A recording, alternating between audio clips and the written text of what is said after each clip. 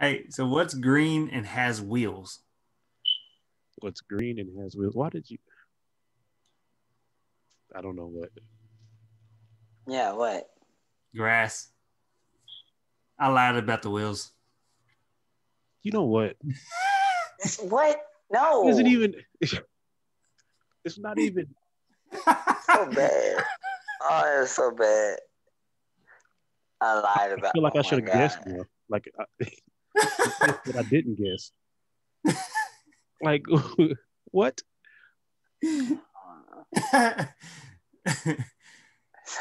You know, I could swallow 2 pieces of string, and when they come out the other end, they'll be tied together. I shit you not. That one is slick. I like that. That one I appreciate. Good job. Nice. That was a good one right there. That's a good icebreaker somewhere. I'm gonna say that. Hey, why do seagulls fly over the sea? Why do seagulls fly Eagles over the fly sea? over the sea. I'm not gonna try on this one either. Why? Yeah. Well, because if they flew over the bay, they'd be bagels. You're so stupid. You know what? I should have guessed something like that because I knew it had, I should have known it had to do with their name. Seagulls, whatever, bagels. That's so dumb. It's so dumb. It is so dumb. That's not even fair. To damn it. He said it. Fucking stupid. Get the show going. Talk nerdy to me. Get nerdy with me. Welcome back. This is episode 40. 40. The final episode of season 1. What? I don't know how I feel about this. I don't know. 2020 coming into an end. Thank God. Or is it? Bro. No, it is. Yeah. We messed up if we get to we're counting down the ball, and then all of a sudden it's just a 2020 year. 2020 is just a bad episode of Groundhog's Day. Oh God, that would suck. Like Groundhog's Year. Bruh. Like I'd find the deepest, darkest. Like as soon as the ball drops, the whole year starts over. Fuck that. Everybody's just like back again. 2020. That would suck. I'd lock myself in my house and never. That would actually be kind of funny movie to watch. Can you imagine like they just keep repeating the entire year? Oh Jesus! Like this year. Like a day is one thing, but you go through the entire year thinking that you're gonna be able to. It's like, oh crap, I gotta do all this again, and it starts over. There was a better year, I probably wouldn't care, but not 2020. Not 2020. There's only one good thing that happened in 2020, probably. Nothing. We all know what that is, and we're not going to go into it, but it's probably the only really good thing that happened. So,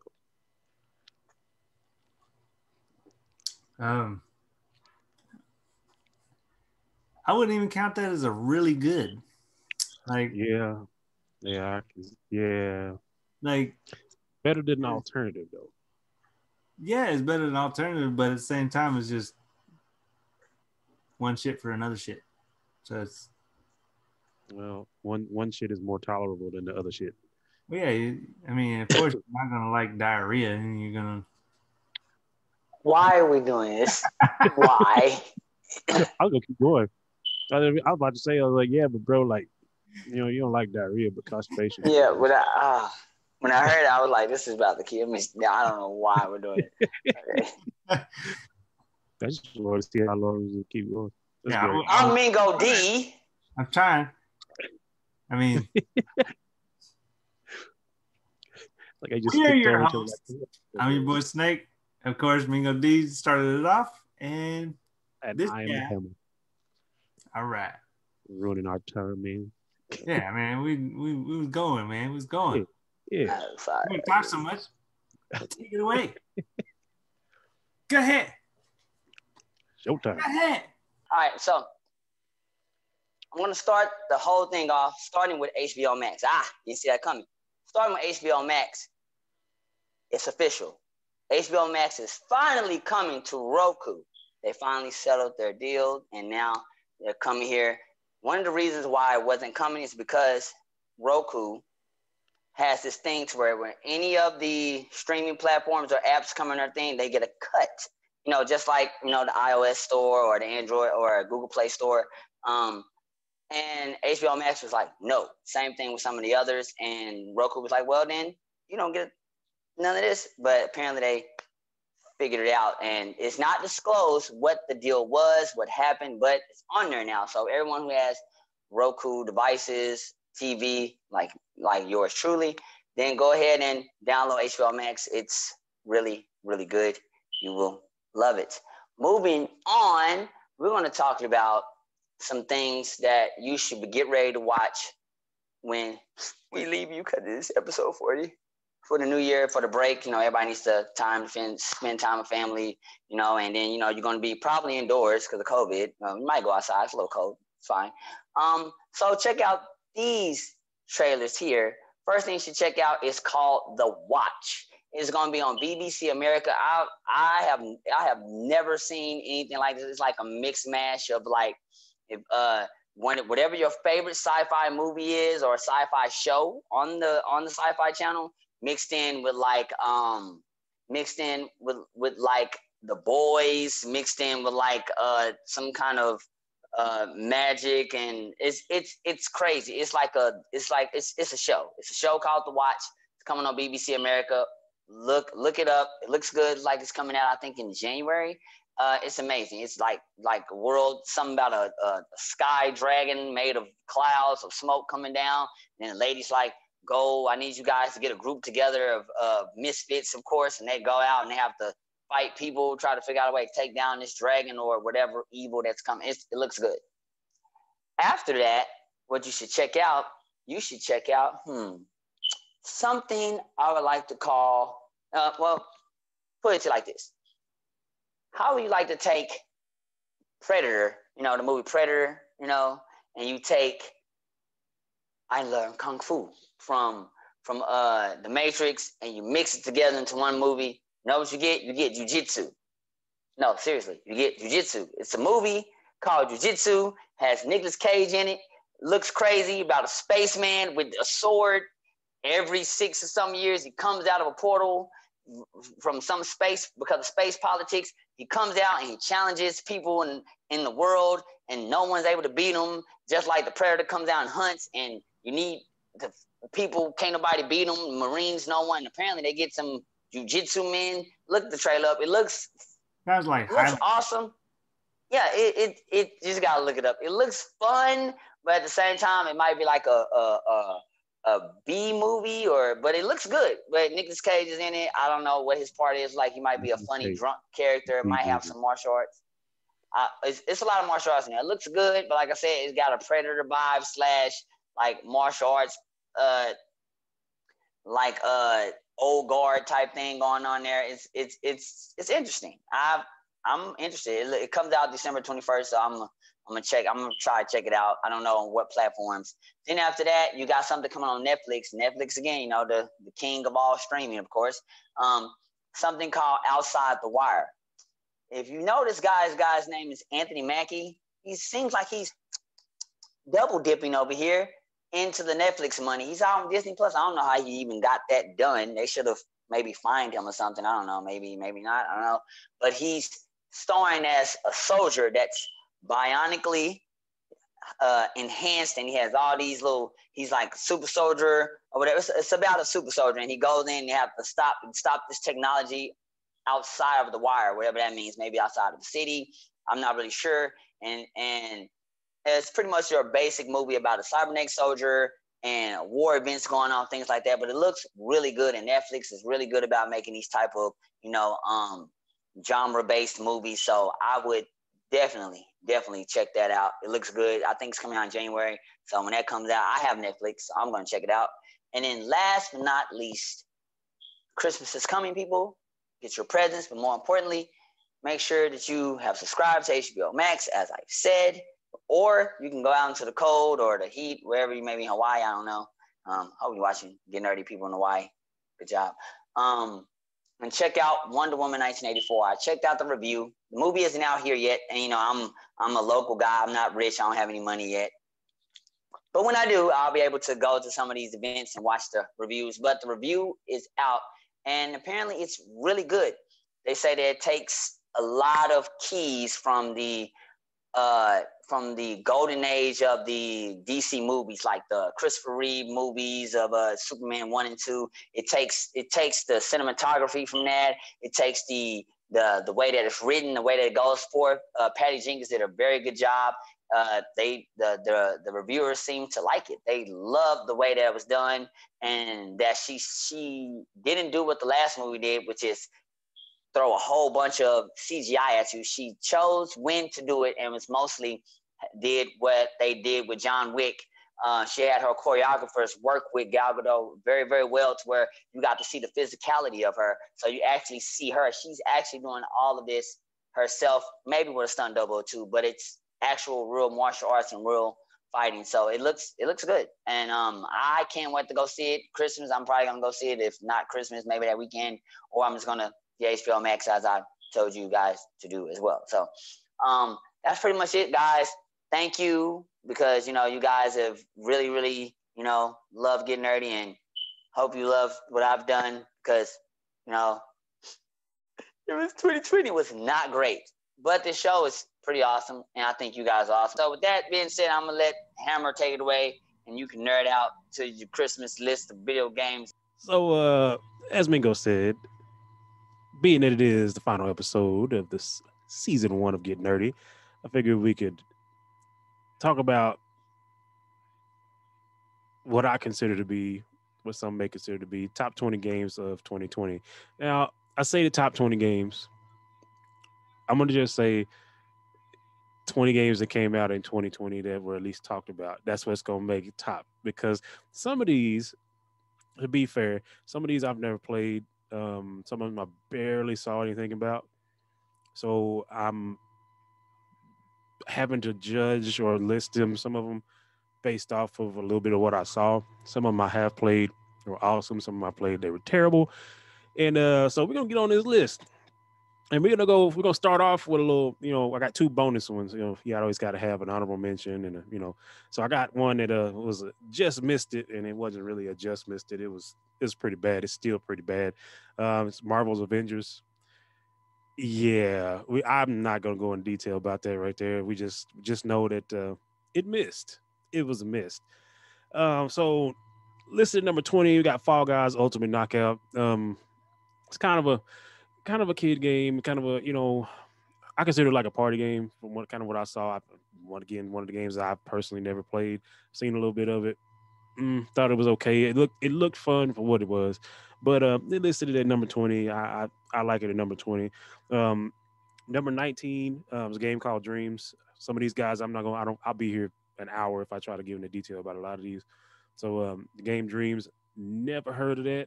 But looking at the reviews they got, looking at how the little bit of gameplay I did get to see, I felt it was solid for release, but nothing to scream about and nothing that just stood out to me as being great. So I put it at number 19. Number 18, Animal Crossing, New Horizons. Now, the first Animal Crossing, I played it. And very, very kiddish. It's a Nintendo game. Nintendo games are going to have their kid element because that's their market, is kids. It was a good time passer. It is great for passing time. It's kind of like, I put it on the level of like Minecraft. Like if you can sit and play Minecraft, just pass time, you can play Animal Crossing and do the same thing. It's the same thing. Number 17 was Demon's Souls. I saw a little bit of online play of this. Pretty awesome looking game.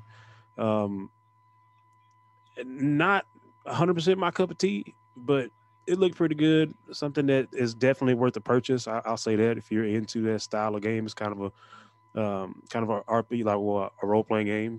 Kind of a hack and slasher a little bit, but it is worth it. A Team's Crash Bandicoot 4. It's actually Crash 4. It's about time. That's what it's called. And if you love Crash Bandicoot, I mean, just go play it, go buy it. Crash Bandicoot. I don't know very many people that didn't like Crash Bandicoot. So if you like it, go get it. Number 15. Snake can attest to this. And he'd probably be a little upset that I have it where it's at. But number 15, I put Grounded, and I had a lot of fun with Grounded this year. I had a lot of fun with Grounded. I wish they would hurry up and do some other things with Grounded, but very, very good game. It's on Game Pass. You can get it for free. That makes it worth it just because it is free. Um, if unless you just know nothing at all, the premise of Grounded, you're miniature, you're in a yard, and everything is bigger than you, including the bugs, the spiders, which are freaking scary as shit on this game. It gives you anxiety playing this game. Go get it. It's worth it. And number 14, I put Doom Eternal. Shout out to our other co-host, Ethan. Doom is one of his favorite games of all time. I got to play a little bit of Doom Eternal. It is awesome. Definitely worth to get. If you play Doom, like Doom 64 or any of that, you already know the premise of that game. You know the story. You know how awesome it can be. Definitely was good looking game that came out this year. Go check it out. Number 13, and this kind of made it there because it's DLC, and there's a few of these that are DLC. There's not really new games; it's just DLC that were really big. 13 is Destiny 2 Beyond Light. Um, I personally have not played Beyond Light. I have it. I just haven't played it. I don't have time. We just started GTA like a couple days ago, and nowhere near that. And then we just got talking earlier that freaking Division has more crap, and there's too many games. I just hadn't turned Destiny back on. I do know that it has some issues that some people were upset about. That may have been a little bit of why I didn't play it, but I mean, it's Destiny. I mean, once they fix the bugs, I mean, it's always an awesome game. Destiny was awesome, so definitely go check it out.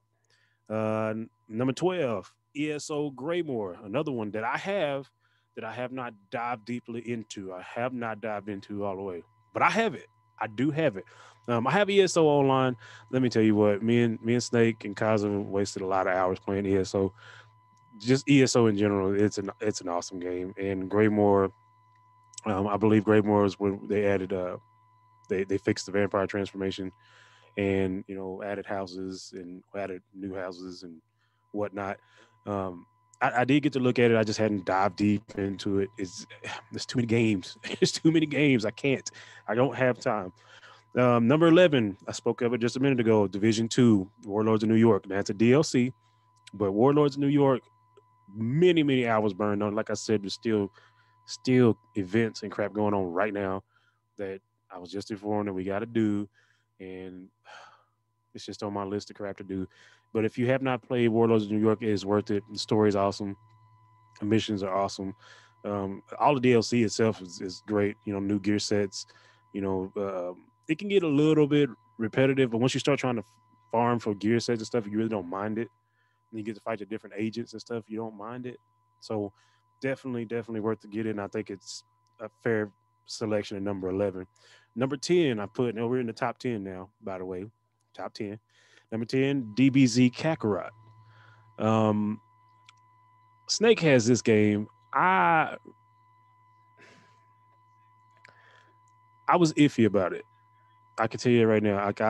It looked nice, but I was curious how it was going to work and what they were going to do with it. I don't feel like there's been several DLCs for it. That like you can they added Super Saiyan Blue, and I think they've added Ultra Instinct. But it feels like another really slow game, kind of like Xenoverse 2 was super slow and like still going on. It feels super slow. But from the standpoint of it being kind of open world, it's a nice transition from Xenoverse. So something to check out. And I think number 10 is fair. Number 9, I put Resident Evil 3. Enough said. Resident Evil is awesome. You have to play it. I mean, Resident Evil 4 was my favorite. You know, Leon is a master. He's fucking boss. I just go ahead and say it. That's one of my favorite ones of all time. But it's Resident Evil, and I really have not played one that I didn't like. You know, from Nemesis to the original to, you know, even Code Veronica, which I had a least favorite, probably Code Veronica. I take that back. I take that back. The last one is probably my least favorite, and it's just because it felt a little. It wasn't out of place, but it wasn't quite like the other ones. So go check it out. Resident Evil 3. Number 8, Assassin's Creed Valhalla. Vikings and Assassins. Enough said. Get the game, play the game. If you like Assassin's Creed, if you're like me, you like the story. It always has a great story. Every time, and it always has historical characters, and it has, you know, places that are authentic to like the world. So it's always worth it. And I think number 8 is fair. Number 7, I put Watchdogs Legion. It was a big hit this year. I know I talked about it a couple different times on the show. Um, Really awesome game. I played the first 2 Watchdogs. They were good. The first one was okay. The second one was better. Everything I've seen about the third one, it's awesome. Some of the Let's Plays I've watched been great. You can, you know, the open world, like the interaction with the open world is fantastic. It's probably better than most everything I've seen, hands down. I mean, just some random, like anybody, you walk up to a random person and recruit them to be on your team, and depending on what their job is what their skill set is gonna be. Like I think that's cool, and it's not limited to just this character in this group of people. You can walk up to any one of them damn people in that group, and they have their own specific skill set and their own specific stuff that they can get and do, and it's awesome. So definitely check it out. Now, number 6, probably gonna piss. We got a buddy named Kaiser. Probably piss him off, but I don't know. Maybe so, maybe not. But number 6, I put Persona 5. Um, Persona 5 Royal. I put it at number 6. I know Kaiser's. I know Kaiser plays Persona, and I've heard nothing but good things about it. I just, on a personal level, it's not my thing.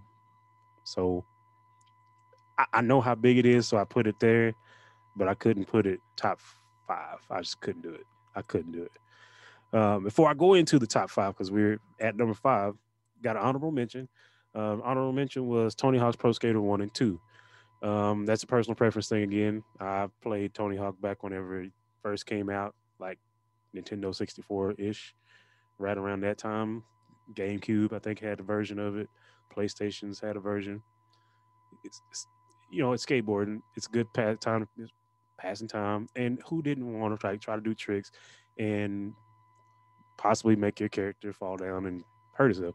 And you didn't have to do it. You didn't have to go outside and do it. So why not? So Tony Hawk made honorable mention before I get into the top 5. Now, top five for 2020. Number 5, Final Fantasy VII Remake. At number 5. There's multiple reasons why I say that. We've talked about it on the show. I'm putting strikes against it because of the whole disc system and how you have to buy it. That's me. I'm sorry. I'm going there because I feel like this day and age, I get trying to be retro about it, but this day and age, that's bullshit. And it's a money grab, and you are wrong for that because you know you can fit all that game on one disc, yeah, or just put the whole damn thing out at one time. Stop making me buy multiple discs. Stop that. Anyway, ran over. Number 4, Call of Duty Black Ops Cold War, and the zombies part too. Um, me and Snake are both guilty of this one. Neither one of us played it. We are supposed to play it. We have not. It's just again too many games. But it's Call of Duty, it's Cold War, and it's zombies. And I enjoyed just about every zombies there was on Call of Duty. I don't think there may have been one or two that I was like, it's okay, but there wasn't one that I just hated.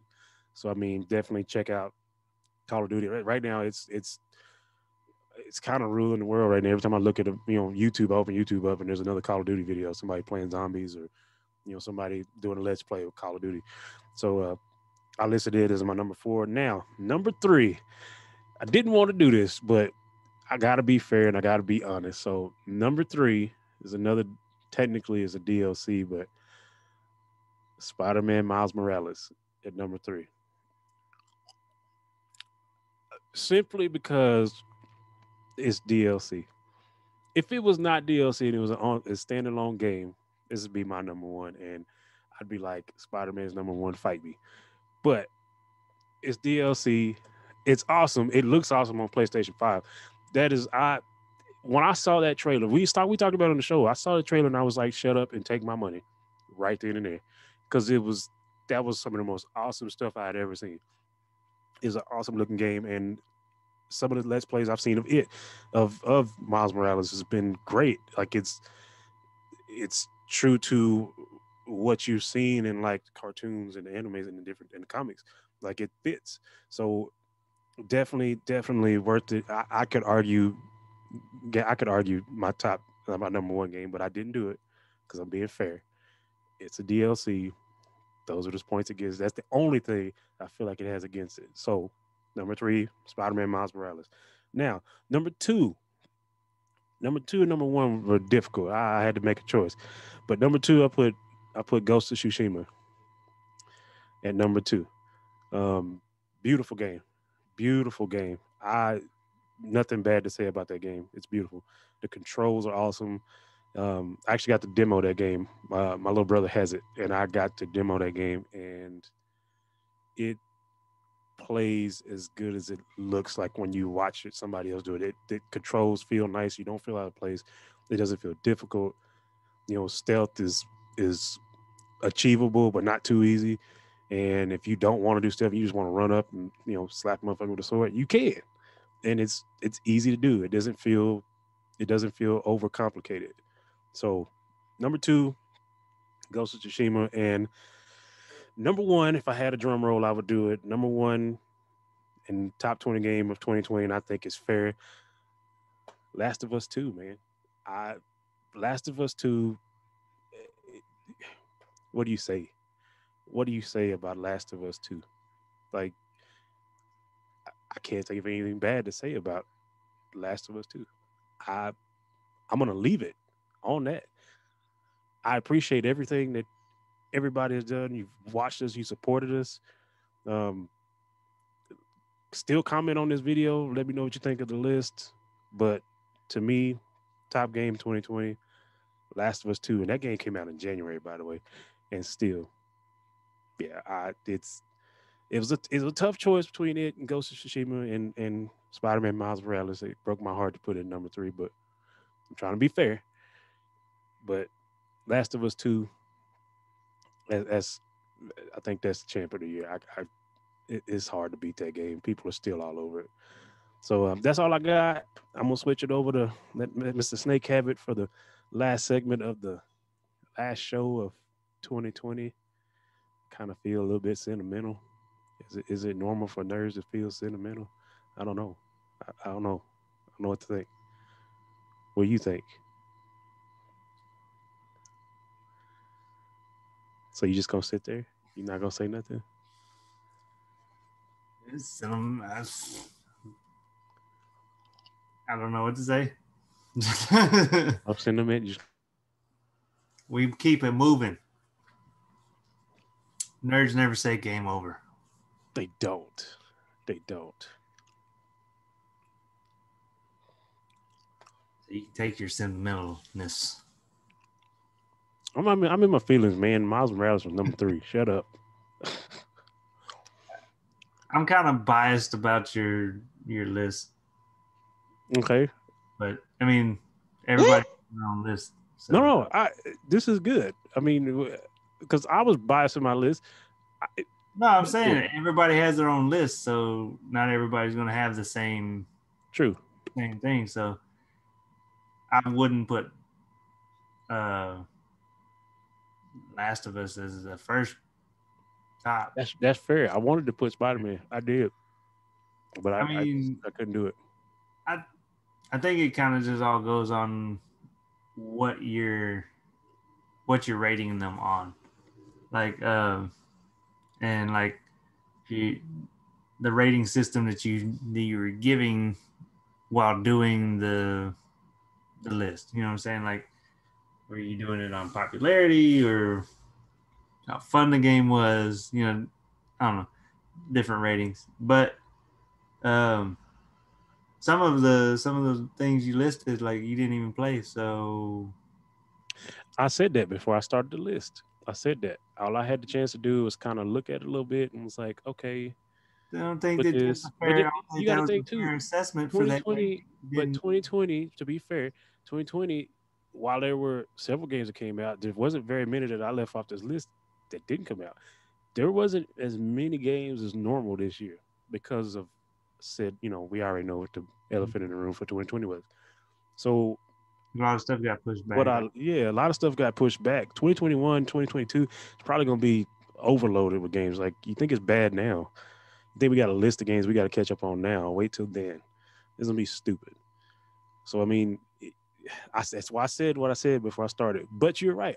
I like your opinion. I like your feedback. Because, again, I didn't even want, you know how I am about Miles Morales, bro. For the moment I saw that game, I was like, yep, that's it. But when I was looking at everything, I could not, from actually playing Last of Us, like spending some time with it, I couldn't put it above Last of Us. And like I said, though, the reason I couldn't put The Last of Us first because I haven't played it, so I can't rate it that way.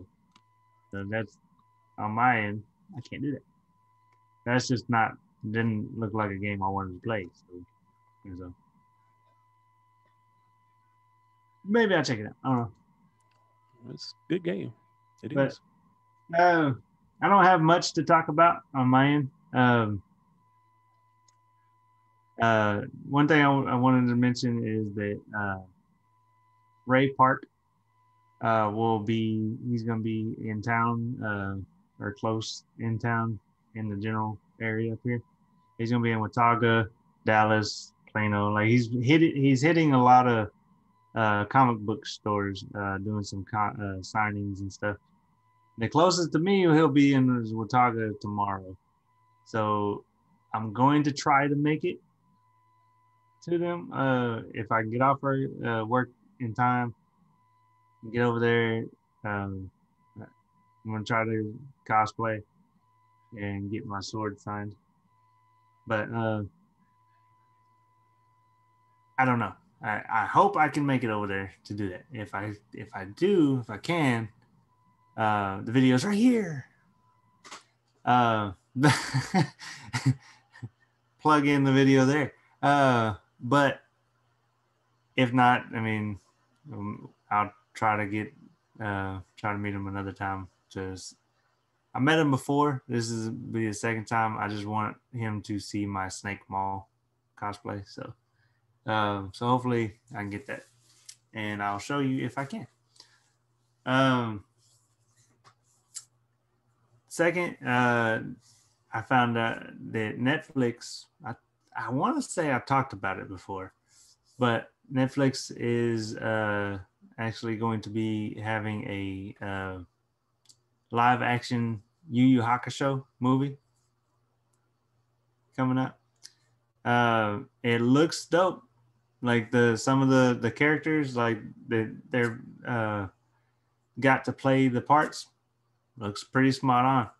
And the people, whenever they're saying that they're going across Japan, they're getting people for the best of the best. Like Netflix is working with them.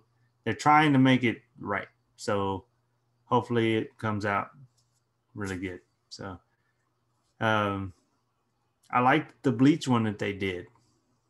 I didn't like the ending that they did. But the Bleach one that they did was actually spot on. Like for the end, like it actually went in order as if with the show, like how it's supposed to, till the end, and then they just screwed it over. So I'm like, why? They could have easily kept going. But anyway, I digress. But the main thing I want to talk about is what's going on with Dragon Ball Super. The Moro arc is over with. The next episode chapter is chapter 67, which is coming out. It's going to be fully out in the next couple of days. So we've gotten some spoilers and a couple translations, which there are a couple out right now that are I don't know if they're fully translated or fan translated. And like the source I usually go to, DZ High on Twitter, they haven't released the one that Michael actually shared to me on my on what site was that? It was a Facebook site that he showed. There were some translations, but they haven't had that same translation over here. So I want to wait until the full translations come out for that to know exactly what's going on. But what's so far, everybody's over with this chapter 7, doing what exactly that they always do. After a battle, they go eat and party. So that's what they're doing right now. They're trying, at the end of doing the victory dinner stuff. Weiss and Beerus are still off with the Grand Kai, the Grand Priest, I mean. And they did show, there's a clip of that. Apparently, the only reason they called him back was to babysit Zeno. And I was like, at first when I saw that, I'm like, that has to be fan made, but it was actually a scene mixed in, and that's the page that I'm confused on, because it has the one page is not translated, but then there's another page that's translated already, and it says like basically apparently the Zeno's bodyguards that are with them are on vacation, and I'm having trouble with this. Okay, I'm sorry. A lot of this don't make sense. In the thing, it does make, because there's two Zenos. Why would you need? They can play with each other. Just because the bodyguards are on vacation. Why? What was Beerus needed for? Like they have Zeno on the back of Beerus, like riding him like a horse, and like telling him like to go faster, like pulling on his ears. And then he asked Whis like, "What is Goku doing?" And we said, "Oh, it looks like," he's looking in his staff, and he says, "It looks like they're eating with Maris and the others." And so everybody's like confused, like, wait, is Maris alive? But I'm like, that has to be wrong, because it's like that's not clicking. And like, where's the other Zeno? So there's a lot of inconsistencies with that. And I want to say that might be a fan made. I don't know. I don't know what. So I'm gonna have to wait for that. I mean, it doesn't look it kind of looks fan made, and it's kind of slid in there. But I have more information about that. But so as of right now, they're partying, and they show the next arc is they have the next arc is called Granola The Survivor. And OG 7-3. 7-3 is alive. That's confirmed. So 7-3 is the one that Moro ate, remember? And fused. Well, basically when everybody left, there's a little blob or whatever jumped down into the hole that Maris or that Moro was left in. and there's the head of 73 is in the hole, and that little blob like got on it and went inside of it, and I guess it starts regenerating it, the android's head. The next scenes they're showing they're on the ship. 7-3, the original 7-3 is in a rejuvenation chamber.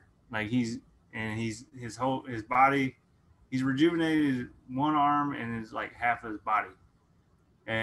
But there's more 73s. They have there's rows of vets, and there's like 3 or 4 of them out, like protecting the original. But there's more 73s. There's like an army. They're like, what the? So I don't know how that's gonna work. But I don't know why, I have a feeling it feels like they're kind of they might bring Baby into being canon. I have a feeling, because like just from what, like 7-3 is from a technological advanced planet. Maybe the Truffles made 7-3, and Moro was came across them or something. I don't know how they're going to spin that or how, but that would be a pretty cool way to bring Baby into being canon, and give them something else to go for. I don't know how that's, but it's some of the screenshots so far. It looks intense, so I can't wait for the next arc to come out. I'm just saying, they bring in Baby. I still need Broly. I need a Broly and somebody fusion. Just saying. I mean, Broly is back, so he's actually in there, like, and Goku wants to go train with him again. So, Bruh. There's always that possibility. Master UI Goku Broly fusion. Stupid.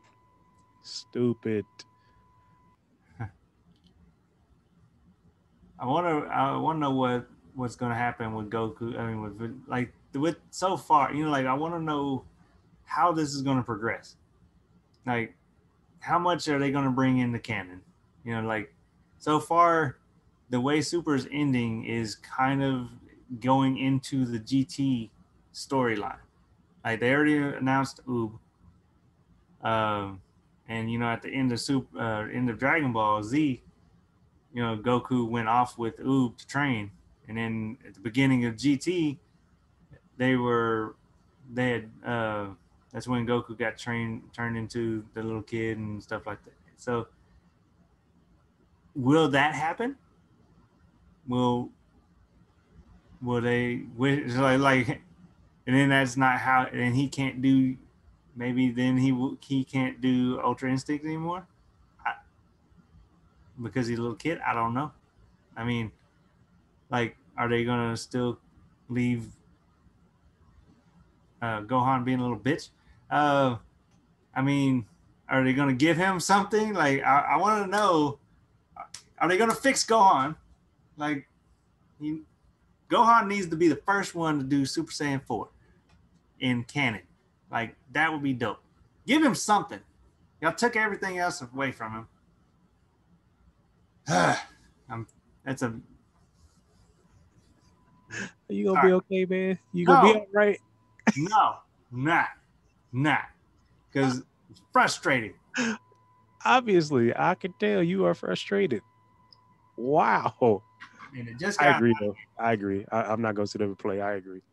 Gohan needs something, and Super Saiyan 4 would be dope. So I agree. I mean, he said they started building up his character, saying, like, he wants to go another route.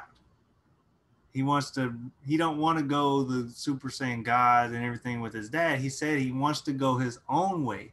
And even in the manga, he said, while he was fighting Kefla, by the way, that he doesn't, and he beat Kefla. Not good. Anyway,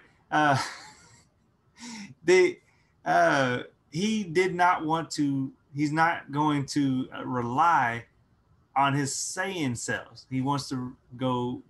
That's why he's not going Super Saiyan and stuff like that. He wants to push his power into another. So that would be a great way to get Super Saiyan 4 into the mix. Like, I don't care if they just give him the first form and Goku and Vegeta like, oh, I want to play around with that too. Like, then later they can do some stuff, but I want Gohan to have something to Piccolo too. Like, there's so many of them. Like, Yeah, my man Piccolo been stagnant for a minute. I'm with it. He needs something. It's not fair. Like he's sticking with it, but at the same time, like, yeah, I think he's about as stagnant as most of the still fighting characters are. Piccolo, that's disrespectful too, because Piccolo should just get more respect. I still feel like they need to bring Lord Slug into the mix, and that's how Piccolo gets a bump up. You know, like he somehow gets. I don't know how they would spin that. Like, that'd be dope if he was the original, like Kami's dad type thing or something. I don't know. It's supposed to. Lord Slug is supposed to be, Grand Guru, his brother. That's what at least that's in the canon lore stuff. But anyway, that's all I really had. Going off little tangents. And as far as what's going on with the next arc in Super. I don't think I have anything else. Are you sure? I probably do, but I can't think of anything. No, I agree with everything you said, man. PyCon is finally coming to Xenoverse. Yeah. That's dope. They are bringing, it's in the gaming section, but they are finally bringing PyCon into the game. Focus on my list. I didn't even see this. It's about damn time. Yep. Yeah, I don't know when, but they have announced that he. You know what though? Bandai don't get a pass. Bandai don't get a pass though. Let me be clear. They get 0 passes because we are this far in the Xenoverse, and there's next gen, so there's obviously going to be Xenoverse 3, and we're just now getting PyCon. I got punk ass Ripper in before I got PyCon. Bandai, you suck. I don't want to start on that. I still buy your game, but you suck for that. Why? Like, exactly. Her character in general. Like, why? I understand. Why was that even a big? I understand. Why was that even? Because every game, every show, everything has like comic relief style crap, and I got it that was their moment of, oh, this is cheesy character to appease to the crowd that likes simple, cheesy ass, weak ass characters. It is not video game worthy. She was actually giving them a freaking run for the money. Like that, she was actually they were actually having a little bit of an issue with her, in the show. It's a form of humility, man. They wanted to humiliate the main character. Heart power thing, yeah, I agree. Like, really? It's a matter of it being, it's just to humiliate them. There's no real purpose. She's just not video game worthy. Let me say that, Bandai again. Y'all are ridiculous for that shit. What they need to do, and I hope some way, somehow they hear this, they need to run with the Fu arc. Yep. Like with Fu, like you put Fu into this. Yeah, you can run any story you have infinite possibilities for storylines. content. Like you can just have what ifs. Like any what if you can think of. He just wants, like, Food just wants to know what would happen. That's his entire thing. With the he can make anything happen. Yep, his character's 100% based off of curiosity. Yeah, like you can literally, like, what if Gohan never stopped training for the 7 years?